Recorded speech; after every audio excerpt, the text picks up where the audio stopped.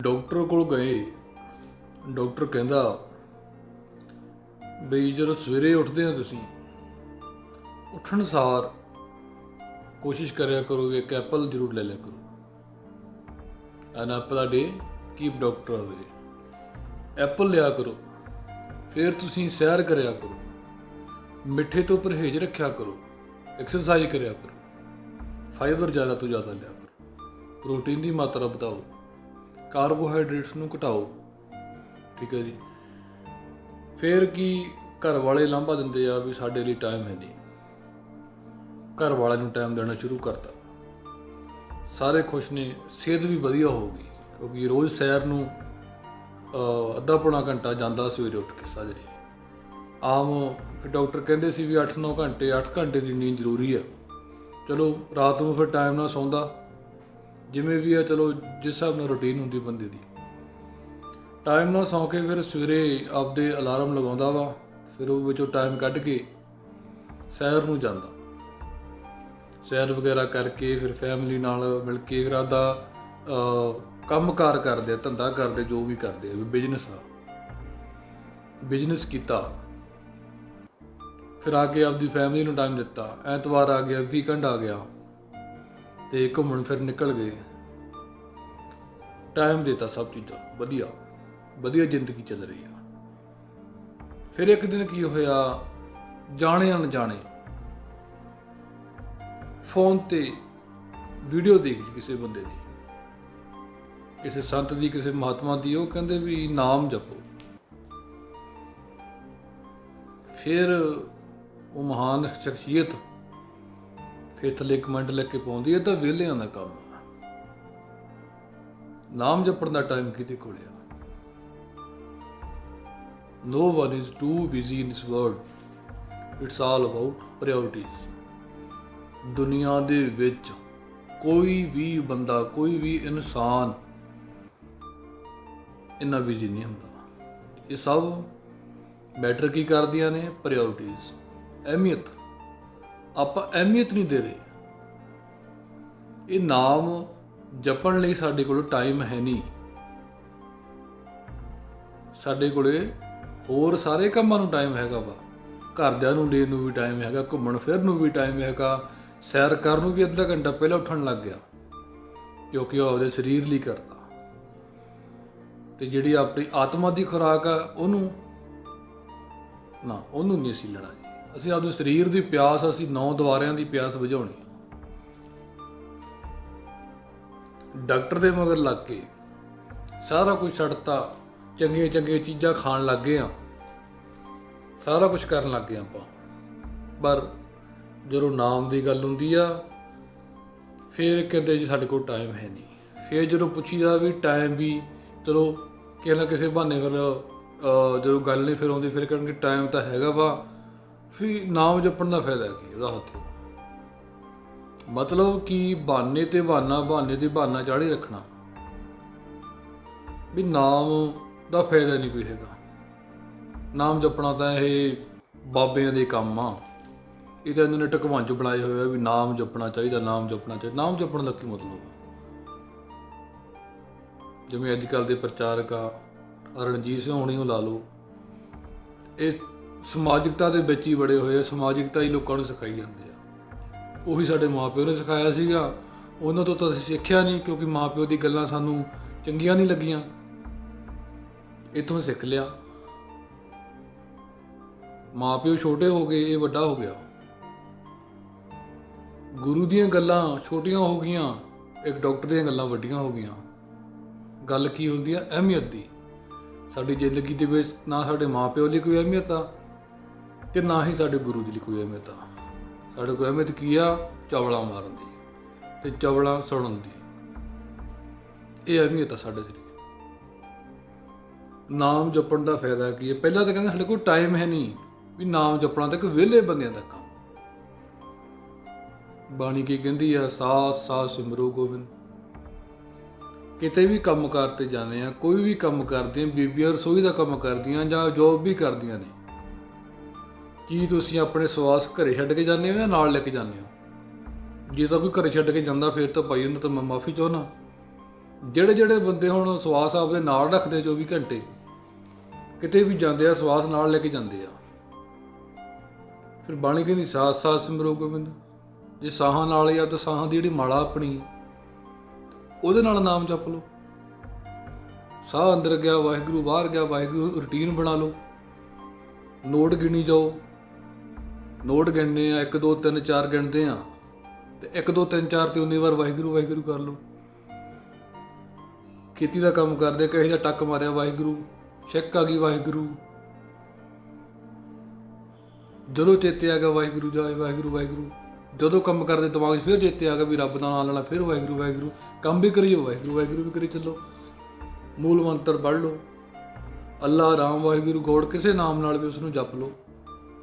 ਪਰ ਨਹੀਂ, ਸਾਡੇ ਕੋਲੇ ਟਾਈਮ ਹੈ ਨਹੀਂ। ਟਾਈਮ ਦੀ ਤਾਂ ਇੱਕ ਬਹਾਨਾ ਹੈ ਵੀ ਟਾਈਮ ਨਹੀਂ ਹੈਗਾ। ਟਾਈਮ ਤਾਂ ਜੇ ਆਪਣੇ ਦੁਨੀਆ ਦੇ ਵਿੱਚ ਕੋਈ ਇਹੋ ਜਿਹਾ ਬੰਦਾ ਨਹੀਂ ਜਿਹਦੇ ਕੋਲ ਟਾਈਮ ਨਾ ਹੋਵੇ। ਛੋਟੇ ਹੁੰਦੇ ਢੱਗੇ ਚਾਰੇ, ਵੱਡੇ ਹੋਏ ਹਲ ਵਾਹਿਆ, ਬੁੱਢੇ ਹੋ ਕੇ ਮਾਲਾ ਫੇਰੀ, ਰੱਬ ਦਾ ਉਲੰਭਾ ਲਾਇਆ।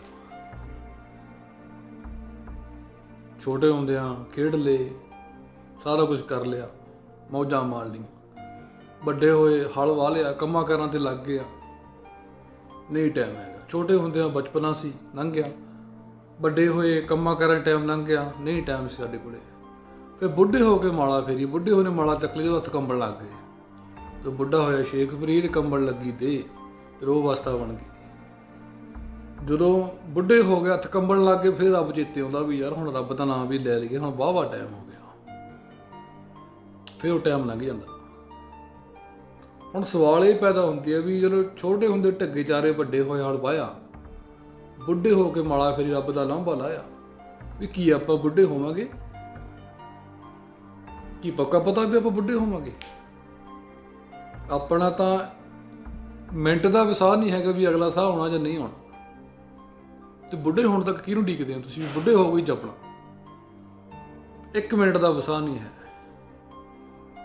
ਆਖੇ ਜੀ ਨਾਮ ਜਪਣ ਦਾ ਫਿਰ ਫਾਇਦਾ ਕੀ ਆ? ਨਾਮ ਦੇ ਕੀ ਫਾਇਦੇ ਨੇ? ਨਾਮ ਕੇ ਧਾਰੇ ਸਗਲੇ ਜੰਤ, ਨਾਮ ਕੇ ਧਾਰੇ ਖੰਡ ਬ੍ਰਹਿਮੰਡ। ਇਹ ਜਿਹੜੀ ਧਰਤੀ ਖੜੀ ਆ, ਬਿਨਾਂ ਥੰਮਾਂ ਤੋਂ ਖੜਾਈ ਆ। ਬ੍ਰਹਿਮੰਡ ਦੇ ਵਿੱਚ ਧਰਤੀ ਖੜੀ ਆ, ਉਹਦੇ ਥੱਲੇ ਕਿਹੜਾ ਕੋਈ ਸਪੋਰਟ ਲਾ ਕੇ ਧਰਤੀ ਖੜਾਈ ਆ? ਨਾਮ ਦੇ ਅਸਰ ਹੀ ਖੜੀ ਆ। ਉਹ ਜਿਹੜਾ ਆਕਾਸ਼ ਖੜਾ ਵਾ,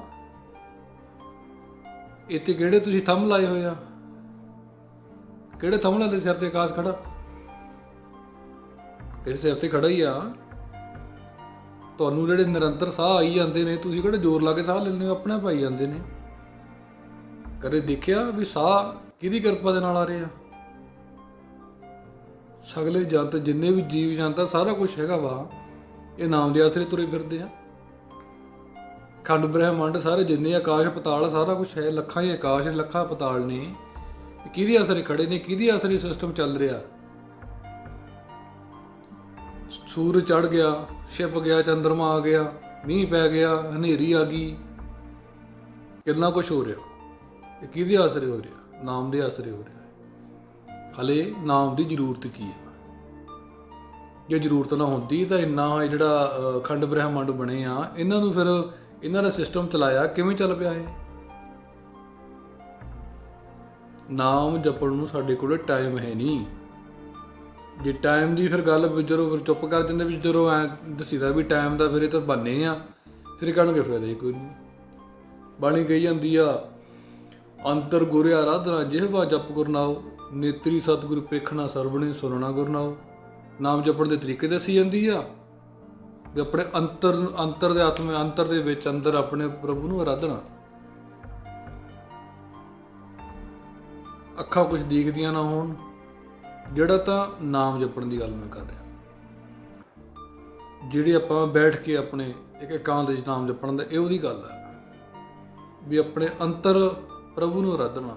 ਅੱਖਾਂ ਕੁਝ ਦੇਖਦੀਆਂ ਨਾ ਹੋਣ, ਕੰਨ ਕੁਝ ਸੁਣਦੇ ਨਾ ਹੋਣ, ਜੀਭ ਹਿਲਦੀ ਨਾ ਹੋਵੇ, ਉਹ ਅਸਲ ਜਿਹੜਾ ਅੰਮ੍ਰਿਤ ਵੇਲੇ ਦਾ ਇਹ ਟਾਈਮ ਆ, ਜਿਹੜਾ ਰਾਤ ਦਾ ਪਹਿਲਾ ਪਹਿਰ ਹੁੰਦਾ, ਇਹ ਉਸ ਟਾਈਮ ਦਾ ਟਾਈਮ ਹੈ। ਕਿਉਂਕਿ ਉਸ ਟਾਈਮ ਸਭ ਸ਼ਾਂਤੀ ਹੁੰਦੀ ਹੈ। ਇਹ ਤਾਂ ਕੋਈ ਰੱਬ ਦਾ ਪਿਆਰਾ ਹੀ ਉੱਠਦਾ ਉਸ ਟਾਈਮ, ਉਹਦਾ ਪ੍ਰੇਰਿਆ ਹੋਇਆ ਹੀ ਉਸ ਟਾਈਮ ਉੱਠ ਕੇ ਬਹਿੰਦਾ, ਹਰੇਕ ਨਹੀਂ ਬਹਿੰਦਾ। ਗੱਲ ਅਹਿਮੀਅਤ ਹੀ ਆ ਜਾਂਦੀ ਨਾ, ਅਹਿਮੀਅਤ ਹੈ ਨਹੀਂ, ਫਿਰ ਕਹਿੰਦੇ ਸਾਡੇ ਕੋਲ ਟਾਈਮ ਹੈ ਨਹੀਂ, ਅਹਿਮੀਅਤ ਨਹੀਂ ਹੈ। ਟਾਈਮ ਹੈ ਪਰ ਅਹਿਮੀਅਤ ਨਹੀਂ ਹੈ। ਸਾਰੀਆਂ ਚੀਜ਼ਾਂ ਦਾ ਟਾਈਮ ਹੈਗਾ ਸਾਡੇ ਕੋਲੇ, ਫੈਮਿਲੀ ਨੂੰ ਦੇਣ ਲਈ ਟਾਈਮ ਵੀ ਹੈਗਾ ਵਾ, ਕੰਮਾਂ ਕਾਰਾਂ ਨੂੰ ਵੀ ਟਾਈਮ ਹੈਗਾ, ਠੱਗੀਆਂ ਠੋਰੀਆਂ ਕਰਨ ਨੂੰ ਵੀ ਟਾਈਮ ਹੈਗਾ। ਅੱਧਾ ਘੰਟਾ ਘੱਟ ਸੌਣਾ ਵਾ, ਕਿਹਦੇ ਕਰਕੇ? ਆਪਦੇ ਸਰੀਰ ਕਰਕੇ ਵੀ ਉੱਠ ਕੇ ਸੈਰ ਕਰਨੀ ਆ ਅਲਾਰਮ ਲਗਾਉਣਾ ਤੋਂ। ਪਰ ਜਦੋਂ ਨਾਮ ਦੀ ਗੱਲ ਆ ਜਾਂਦੀ ਹੈ, ਨਹੀਂ, ਇਹ ਤਾਂ ਵਿਹਲਿਆਂ ਦੇ ਕੰਮ ਆ। ਗੁਰੂ ਸਾਹਿਬ ਕਹਿੰਦੇ ਚਲੋ ਸਵਾਸ ਹੀ ਕਰ ਲੈਂਦੇ ਬਹੁਤ ਆ। ਇੰਨਾ ਵੀ ਨਹੀਂ ਹੁੰਦਾ ਵੀ ਇੱਕ ਸ਼ੈਨੀ ਧਿਆਲਾ ਨਾ, ਇੱਕ ਸ਼ੈਨ ਬਹੁਤ ਹੁੰਦਾ। ਇੱਕ ਸ਼ੈਨ ਕਿੰਨਾ ਕੁ ਹੁੰਦਾ? ਮੈਂ ਅੱਖ ਬੰਦ ਕੀਤੀ ਤੇ ਖੋਲ ਲਈ, ਇੱਕ ਸ਼ੈਨ ਹੋ ਗਿਆ। ਇੱਕ ਸ਼ੈਨੀ ਸੱਚੇ ਦਿਲ ਨਾਲ, ਭਾਵਨਾ ਦੇ ਨਾਲ ਧਿਆਲਾ, ਓਨਾ ਹੀ ਬਹੁਤ ਆ। ਉਹਨਾਂ ਤਾਂ ਕਰ ਸਕਦਾ ਕਿ ਨਹੀਂ ਕਰ ਸਕਦਾ, ਪਰ ਨਹੀਂ, ਟਾਈਮ ਹੈ ਨਹੀਂ ਸਾਡੇ ਕੋਲੇ। ਵੀ ਮੈਨੂੰ ਇੱਕ ਗੱਲ ਦੀ ਸਮਝ ਨਹੀਂ ਆਈ ਵੀ ਤੁਸੀਂ ਨਾਮ ਨਹੀਂ ਜਪਦੇ, ਰੱਬ ਨੂੰ ਤੁਸੀਂ ਉਲਟਾ ਕਹਿੰਦੇ ਆ, ਪਰਮਾਤਮਾ ਨੂੰ, ਪਰਮੇਸ਼ਰ ਨੂੰ ਕਹਿੰਦੇ ਸਾਡੇ ਕੋਲ ਟਾਈਮ ਹੈ ਨਹੀਂ। ਵੀ ਉਹਨੂੰ ਕੀ ਫਰਕ ਪੈਂਦਾ? ਤੁਹਾਡਾ ਵੀ ਟਾਈਮ ਨਹੀਂ ਹੈਗਾ ਤੁਹਾਡੇ ਕੋਲ, ਅਸੀਂ ਨਹੀਂ ਨਾਮ ਜਪਾ, ਸਾਡੇ ਕੋਲ ਟਾਈਮ ਹੈ ਨਹੀਂ, ਉਹਨੂੰ ਕੀ ਫਰਕ ਪੈਂਦਾ? ਉਹ ਤੁਹਾਡੇ ਨਾਮ ਜਪਣ ਨਾਲ ਵੱਡਾ ਹੋਣ ਲੱਗਾ ਕੋਈ, ਜਾਂ ਤੁਸੀਂ ਨਹੀਂ ਜਪੋਗੇ ਉਹ ਛੋਟਾ ਹੋਣ ਲੱਗਾ? ਕੋਈ ਫਰਕ ਨਹੀਂ ਪੈਂਦਾ। ਇਹ ਸਾਡੇ ਅੱਜ ਕੱਲ੍ਹ ਦੇ ਜਿਹੜੇ ਪ੍ਰਚਾਰਕ ਆ, ਇਹਨਾਂ ਦੀਆਂ ਗਲਤੀਆਂ ਨੇ। ਇਹ ਆਪ ਨਾਮ ਤੋਂ ਕੋਹਾਂ ਦੂਰ ਨੇ। ਇਹ ਸਾਨੂੰ ਫਿਰ ਨਾਮ ਦੀ ਕੀ ਪਰਿਭਾਸ਼ਾ ਦੱਸਦੇ ਨੇ? ਬਾਬੇ ਵੀ ਕਈ ਬਾਣੀ ਪੜ੍ਹਾਉਣ 'ਚ ਹੀ ਬਸ ਆਪਦਾ ਇੰਟਰਸਟ ਰੱਖਦੇ ਆ, ਵੀ ਬਾਣੀ ਪੜ੍ਹਾਤੀ ਤਾਂ ਬਸ ਸਰ ਗਿਆ ਜੀ, ਬਾਣੀ ਚੇਤੇ ਕਰ ਲਓ, ਕੰਠ ਕਰ ਲਓ। ਬਾਣੀ ਕੰਠ ਕਰਕੇ ਵਿਦਵਾਨ ਤਾਂ ਬਣ ਜਾਂਗੇ, ਪਰ ਗਿਆਨਵਾਨ ਨਹੀਂ ਬਣ ਸਕਦੇ, ਗਿਆਨੀ ਨਹੀਂ ਬਣ ਸਕਦੇ। ਇਹ ਗਿਆਨੀ ਉਹ ਸਿਆਣਾ ਇਕੱਲਾ ਜਿਹਨੂੰ ਗਿਆਨ ਆ, ਪਰ ਗਿਆਨ ਹੋਣਾ ਕਿਵੇਂ ਹੈ? ਗੁਰਪ੍ਰਸਾਦ। ਗੁਰਪ੍ਰਸਾਦ ਤੋਂ ਬਗੈਰ ਕੱਖ ਨਹੀਂ ਹੋਣਾ। ਇਹ ਬੰਦਾ ਕਾਸੀ ਜੋਗਾ ਨਹੀਂ ਹੈ। ਇਹ ਪ੍ਰਚਾਰਕ ਭਾਈ ਸਾਹਿਬ ਹੁਣੀ ਇਹ ਬਕਵਾਸ ਕਰਦੇ ਜਿਹੜੀ ਵੀ ਅਸੀਂ ਫਲਾਣਾ ਕਰ ਦਿਆਂਗੇ, ਅਸੀਂ ਬੰਦਾ ਸਭ ਕੁਝ ਕਰ ਸਕਦਾ। ਇੱਕ ਦਿਨ ਮੈਂ ਸੋਚ ਰਿਹਾ ਸੀ ਬੈਠਾ, ਮੈਂ ਕਿਹਾ ਮੰਨ ਲਓ ਵੀ ਕੋਈ ਅਪਗ੍ਰੇਡ ਮੇਰੇ ਕੋਲੇ ਬੈਠਾ, ਮੇਰੇ ਨਾਲ ਇੱਕ ਹਾਦਸਾ ਨਹੀਂ ਆਪਾਂ ਕਹਿ ਸਕਦੇ, ਇੱਕ ਮਤਲਬ ਉੱਦਾਂ ਦਾ ਹੋਇਆ ਕੋਈ ਹਾਦਸਾ ਨਹੀਂ, ਮਤਲਬ ਮੈਂ ਗਿਆ, ਮਤਲਬ ਜਿਮ ਤੋਂ ਪਹਿਲਾਂ ਮੈਨੂੰ ਸੀਗੀ, ਮੈਂ ਚਲੋ ਵੀ 12 ਕੁ ਵਜੇ ਵੀ ਆਪਣਾ 12 ਕੁ ਵਜੇ ਓਟਸ ਖਾਈਏ। ਮੈਂ ਦੇਖਿਆ ਨਹੀਂ, ਓਟਸ ਨਵਾਂ ਪੈਕਟ ਹੀ ਖੋਲ੍ਹਿਆ ਸੀ, ਪਾਇਆ ਮੈਂ ਡੱਬੇ ਦੇ ਵਿੱਚ। ਉੱਥੋਂ ਮੈਂ ਸਿੱਧਾ ਜਦੋਂ ਇੱਕ ਡੇਢ ਸਕੂਪ ਸਿੱਟਿਆ ਵਿੱਚ ਫਰਾਈ ਪੈਨ ਦੇ, ਅਤੇ ਮੈਂ ਦੇਖਿਆ ਨਹੀਂ, ਚਲੋ ਬਣਾਤੇ ਵਿੱਚ ਜੋ ਸਮਾਨ ਪਾਉਣਾ ਸੀ ਪਾ ਕੇ ਬਣਾਤੇ। ਜਦੋਂ ਮੈਂ ਖਾਣ ਲੱਗਾ ਵੀ ਸੁਸਰੇ ਨਿਕਲੇ, ਉਹ ਪੂਰੀ ਮੈਂ ਪਲੇਟ ਰੱਖਤੀ। ਮੈਂ ਕਿਹਾ ਚੱਲ ਛੱਡ ਪਰਾਂ ਯਾਰ, ਹੁਕਮ ਹੀ ਹੈ ਨਹੀਂ ਸੀ ਪਰਮਾਤਮਾ ਦਾ। ਹੁਣ ਜੇ ਕੋਈ ਅਪਗ੍ਰੇਡ ਬੈਠਾ ਹੁੰਦਾ, ਉਹਨੇ ਕਹਿਣਾ ਵੀ ਨਾ ਲਾ ਇਹ ਕਿੱਡੀਆਂ ਬੇਵਕੂਫ ਗੱਲਾਂ ਕਰਦਾ, ਹੁਕਮ ਦਾ ਕੀ ਮਤਲਬ ਨਹੀਂ ਹੈਗਾ, ਤੂੰ ਹੋਰ ਬਣਾ ਲਾ, ਤੂੰ ਹੋਰ ਬਣਾ ਲਾ। ਫਿਰ ਉੱਠਿਆ, ਮੈਂ ਚੱਲੇ ਵੀ ਛੱਕ ਕੱਢ ਲੈਂਦੇ ਆ। ਜਦੋਂ ਉੱਠਿਆ ਉਹ ਅੱਧ ਵਿਚਾਲੇ ਗੈਸ ਮੁੱਕ ਗਿਆ। ਮੈਂ ਕਿਹਾ ਵੀ ਨਹੀਂ, ਸੱਚਿਓ ਹੁਕਮ ਨਹੀਂ ਸੀ ਖਾਣ ਦਾ। ਪਰਮਾਤਮਾ ਦੇ ਹੁਕਮ ਤੋਂ ਬਗੈਰ ਤਾਂ ਪੱਤੇ ਨਹੀਂ ਝੁਲਦਾ। ਧੱਕੇ ਨਾਲ ਬੰਦਾ ਕੁਝ ਕਰ ਵੀ ਲਊ, ਕਰਕੇ ਜਦੋਂ ਮੈਂ ਵਰਕੀ ਮੂੰਹ ਨੂੰ ਪਾਊਂਗਾ ਇੱਥੇ ਜਾਊ। ਨਹੀਂ ਹੁਕਮ ਆ ਨਾ ਥੱਲੇ ਜਾਣ ਦਾ, ਹੱਥੋਂ ਹੋ ਜਾਊ ਨਾਲ ਹੀ ਬਾਹਰ। ਇਹ ਹੁਕਮ ਤੋਂ ਬਗੈਰ ਤਾਂ ਰੋਟੀ ਵੀ ਨਹੀਂ ਲੰਘਦੀ। ਇਹ ਅਪਗ੍ਰੇਡ ਕਹਿੰਦੇ ਬੰਦਾ ਸਾਰਾ ਕੁਝ ਕਰ ਸਕਦਾ, ਬੰਦਾ ਕੁਝ ਵੀ ਨਹੀਂ ਕਰ ਸਕਦਾ। ਇਹ ਇਹੋ ਜਿਹੇ ਬੇਵਕੂਫ ਬੰਦੇ ਨੇ।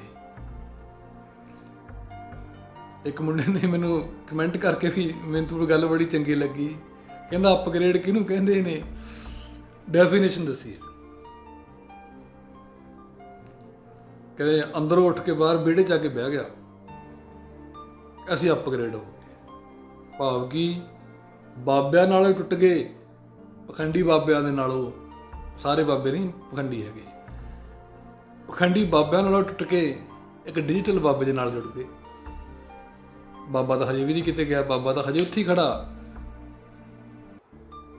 ਬਾਬਾ ਹਜੇ ਉਹ ਵੀ ਬਾਬਾ ਹੀ ਆ। ਇਹ ਮੈਂ ਵਹਿਮ ਮਨ ਦੇ ਵਿੱਚੋਂ ਕੱਢ ਦਿਓ। ਤੁਸੀਂ ਬਾਬੇ ਨਾਲ ਟੁੱਟ ਕੇ ਬਾਬੇ ਨਾਲ ਹੀ ਜੁੜ ਗਏ ਹੋ। ਅੱਖਾਂ ਦੇ ਮੂਹਰੇ ਪਰਦਾ ਚੱਕੋ। ਇਹ ਤੁਸੀਂ ਬਾਬਿਆਂ ਦੀਆਂ ਐਸ ਪ੍ਰਸਤੀਆਂ, ਬਾਬਿਆਂ ਦੀਆਂ ਤੁਸੀਂ ਫਾਲਤੂਗਿਰੀਆਂ, ਪਾਠਾਂ ਦੀਆਂ ਲੜੀਆਂ, ਹੋਰ ਇਹੋ ਜਿਹਾ ਕੁਝ ਦੇਖ ਦੇਖ ਕੇ ਉਹਨੇ ਭਰਮਾ ਲਿਆ। ਠੀਕ ਹੈ ਜੀ। ਤੇ ਤੋੜ ਕੇ ਫਿਰ ਆਪ ਦੇ ਨਾਲ ਜੋੜਿਆ ਤੇ ਬਾਬਾਵਾਦ ਆਪ ਉਹਨਾਂ ਨਾਲੋਂ ਵੱਧ ਆ। ਐਸ ਪ੍ਰਸਤੀ ਉਹ ਬਾਬਿਆਂ ਨਾਲੋਂ ਵੀ ਵੱਧ ਆ। ਸੋਟੀ ਜੀ ਲੈ ਕੇ ਤੁਰਨੀ ਉਹ ਸ਼ੇਰ ਦੇ ਮੂੰਹ ਵਾਲੀ, ਕੀ ਉੱਦਾਂ ਬੰਦਾ ਤੁਰ ਨਹੀਂ ਸਕਦਾ? ਉਹ ਸ਼ੋਸ਼ੇਬਾਜ਼ੀਆਂ ਇੱਕ ਬਾਬੇ ਨਾਲ ਟੁੱਟ ਕੇ ਇੱਕ ਬਾਬੇ ਨਾਲ ਹੀ ਜੁੜ ਕੇ, ਨਕਲੀ ਬ੍ਰਹਮ ਗਿਆਨੀ ਨਾਲ ਜੁੜ ਕੇ ਇਹਨੂੰ ਵੀ ਹੌਲੀ ਹੌਲੀ ਬ੍ਰਹਮ ਗਿਆਨੀ ਦੀ ਪਦਵੀ ਮਿਲ ਜਾਣੀ ਆ। ਅਨੇਕੀ ਉਹਨੇ ਕਹਿੰਦੇ ਹੁੰਦੇ ਆ, ਕਹਿੰਦੇ ਜੇ ਸਾਨੂੰ ਰਣਜੀਤ ਸਿੰਘ ਉਹਨਾਂ ਨੂੰ ਜੇ ਬ੍ਰਹਮ ਗਿਆਨੀ ਵੀ ਕਹਿਣ ਦੀ ਲੋੜ ਪਈ ਤਾਂ ਉਹ ਵੀ ਕਹਾਂਗੇ। ਇਹ ਹਜੇ ਗਾਹ ਦੇਖਿਓ ਹੁੰਦਾ ਕੀ ਆ। ਪਤਾ ਨਹੀਂ ਲੋਕਾਂ ਦੇ ਦਿਮਾਗ 'ਚ ਕੀ ਫਤੂਰ ਬੜਿਆ ਹੋਇਆ, ਮੈਨੂੰ ਸਮਝ ਨਹੀਂ ਅਜੇ ਤੱਕ ਆਈ ਵੀ ਉੱਥੋਂ ਟੁੱਟ ਕੇ ਉੱਥੇ ਫੇਰ ਜੁੜ ਗਏ, ਤੁਹਾਡਾ ਫਾਇਦਾ ਕੀ ਹੋਇਆ? ਚਲੋ ਪਖੰਡ ਕਰਦਾ ਸੀ ਉਹ, ਘੱਟੋ ਘੱਟ ਨਾਮ ਦੀ ਗੱਲ ਤਾਂ ਕਰਦਾ ਸੀ ਮਾੜੀ ਮੋਟੀ। ਇੱਧਰ ਤਾਂ ਨਾਮ ਦੀ ਗੱਲ ਹੀ ਹੈ ਨਹੀਂ। ਪਾਠਾਂ ਦੀਆਂ ਲੜੀਆਂ ਤੋਂ ਟੁੱਟ ਗਏ, ਪਰ ਉੱਥੇ ਵੀ ਨਿਰੰਤਰ ਸਾਰਾ ਸਾਲ ਪਾਠ ਚੱਲਦੇ ਆ। ਪਾਠ ਲਾਈਵ ਵੀ ਕਰਦੇ ਹੁੰਦੇ ਆ, ਉਹ ਪਾਠ ਚੱਲੀ ਜਾਂਦਾ ਰਹਿੰਦਾ। ਉੱਥੇ ਵੀ ਇੱਕ ਪਾਠ ਦਾ ਭੋਗ ਪੈਂਦਾ, ਅਗਲਾ ਪਾਠ ਪ੍ਰਕਾਸ਼ ਹੋ ਜਾਂਦਾ। ਉਹ ਲੜੀਆਂ ਇੱਥੋਂ ਵਾਲੀਆਂ ਲੜੀਆਂ ਚੁੱਭਦੀਆਂ ਨੇ, ਉਹ ਚੁੱਭਦੀਆਂ ਨਹੀਂ ਕਿਉਂਕਿ ਉਹ ਭਾਈ ਸਾਹਿਬ ਜੀ ਕਰਾ ਰਹੇ ਨੇ। 4-5 ਸਾਲ ਪਹਿਲਾਂ ਦੀ ਗੱਲ ਹੀ ਆ, ਮੈਂ ਕਹਿੰਦਾ ਘੱਟ ਹੀ ਹੋਊਗਾ ਸ਼ਾਇਦ ਇਸ ਤੋਂ ਪਹਿਲਾਂ। ਬੜੀਆਂ ਜਦੋਂ ਕੋਈ ਧਾਰਨਾ ਕੀਰਤਨ ਹੋਣਾ, ਬੜਾ ਲੋਕਾਂ ਨੇ ਬਕਵਾਸ ਕਰਨਾ, ਕਈਆਂ ਨੇ ਇਹ ਕੱਚੀ ਬਾਣੀ ਪੜ੍ਹਦੇ ਆ ਜੀ, ਇਹ ਕੱਚੀ ਬਾਣੀ ਪੜ੍ਹਦੇ ਆ ਜੀ। ਧਾਰਨਾ ਦਾ ਮਤਲਬ ਕੀ ਹੁੰਦਾ ਕਿ ਇੱਕ ਅਨਪੜ੍ਹ ਤੋਂ ਅਨਪੜ੍ਹ ਬੰਦਾ ਜਿਹਨੂੰ ਗੁਰਬਾਣੀ ਦਾ ਭੋਰਾ ਗਿਆਨ ਨਹੀਂ, ਗੁਰਬਾਣੀ ਦੇ ਅੱਖਰਾਂ ਦਾ ਭੋਰਾ ਗਿਆਨ ਨਹੀਂ ਵੀ ਇਹਦਾ ਕੀ ਅਰਥ ਆ, ਉਹਨੂੰ ਸਿੱਧੇ ਤੌਰ ਤੇ ਸਮਝਾਉਣਾ, ਸਿੱਧੇ ਸਾਧੇ ਲਫ਼ਜ਼ਾਂ ਦੇ ਨਾਲ ਉਹਦੇ ਮਨ ਦੇ ਵਿੱਚ ਗੱਲ ਬਾੜਨੀ। ਧਾਰਨਾ ਦੇ ਵਿੱਚ ਇੱਕੋ ਲਾਈਨ ਨੂੰ ਵਾਰੀ ਵਾਰੀ ਪੜ੍ਹਿਆ ਜਾਂਦਾ, ਵੱਖ-ਵੱਖ ਤਰ੍ਹਾਂ ਦੇ ਪ੍ਰਮਾਣ ਦੇ ਕੇ ਫਿਰ ਪੜ੍ਹਿਆ ਜਾਂਦਾ ਵਾਰੀ ਕਿ ਉਹਦੇ ਮਨ ਦੇ ਵਿੱਚ ਗੱਲ ਫਿੱਟ ਹੋ ਜਾਵੇ, ਪੱਕੀ ਹੋ ਜਾਵੇ। ਤੇ ਗੱਲ ਕਿਹਦੀ ਕੀਤੀ ਜਾਂਦੀ ਹੈ? ਗੁਰੂ ਦੇ ਨਾਲ ਜੋੜਨ ਦੀ। ਜੋੜ ਪਿਆਰਿਆ ਚਿੱਤ ਸ੍ਰੀ ਗੁਰੂ ਨਾਨਕ ਦੇਵ ਦੇ ਚਰਨਾਂ ਨਾਲ ਜੋੜ, ਮਨ ਦੀਆਂ ਵਾਗਾਂ ਮੋੜ, ਚਿੱਤ ਚਰਨਾਂ ਨਾਲ ਜੋੜ। ਹੁਣ ਇਹ ਕੱਚੀ ਬਾਣੀ ਆ, ਸਤਿਗੁਰ ਬਿਨਾਂ ਹੋਰ ਕੱਚੀ ਹੈ ਬਾਣੀ। ਕੱਚੀ ਬਾਣੀ ਕਿਹੜੀ ਆ? ਜਿੱਥੇ ਸਤਿਗੁਰ ਦਾ ਜ਼ਿਕਰ ਨਾ ਹੋਵੇ, ਉਹ ਕੱਚੀ ਬਾਣੀ ਆ। ਜਿਹੜੇ ਗਾਣੇ ਆਪਾਂ ਸੁਣਦੇ ਨਾ, ਬੰਬੀਹਾ ਬੋਲੇ, ਇਹ ਕੱਚੀ ਬਾਣੀ ਆ। ਇਹ ਗੱਲਾਂ ਜਿਹੜੀਆਂ ਆਪਾਂ ਕਿਸੇ ਬੰਦੇ ਦੀ ਉਸਤਤ ਕਰਨੀ ਹੈ, ਕੱਚੀ ਬਾਣੀ ਆ। ਕਿਸੇ ਬਾਬੇ ਦੀ ਉਸਤਤ ਕਰਨੀ ਹੈ, ਕੱਚੀ ਬਾਣੀ ਆ। ਕਿਸੇ ਸਾਧ ਸੰਤ ਦੀ ਉਸਤਤ ਕਰਨੀ ਹੈ, ਕੱਚੀ ਬਾਣੀ ਹੈ। ਪਰਮਾਤਮਾ ਦੀ ਉਸਤਤ ਕਰਨੀ ਆਪਣੇ ਸਿੰਪਲ ਲਫ਼ਜ਼ਾਂ ਦੇ ਵਿੱਚ, ਇਹ ਕੱਚੀ ਬਾਣੀ ਨਹੀਂ, ਇਹ ਪੱਕੀ ਬਾਣੀ ਹੈ। ਸਤਿਗੁਰ ਬਿਨਾਂ ਹੋਰ ਕੱਚੀ ਹੈ ਬਾਣੀ। ਜਿੱਥੇ ਸਤਿਗੁਰ ਦਾ ਕੋਈ ਜ਼ਿਕਰ ਨਾ ਹੋਵੇ ਨਾ, ਉਹ ਕੱਚੀ ਬਾਣੀ ਹੁੰਦੀ ਆ।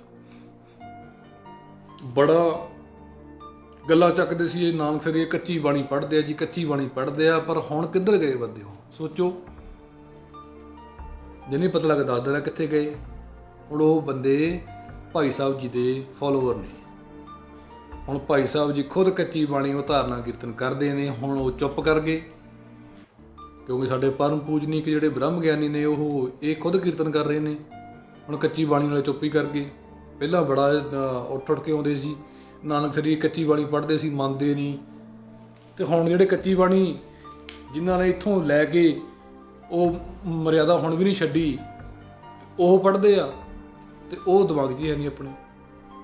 ਹੁਣ ਚੁੱਪੀ ਕਰਕੇ ਵੀ ਚੱਲ ਕੋਈ ਨਹੀਂ, ਪੜ੍ਹ ਲੈਂਦੇ, ਸਹੀ ਉਹ ਪੜ੍ਹਦੇ ਹੋਣੇ ਆ।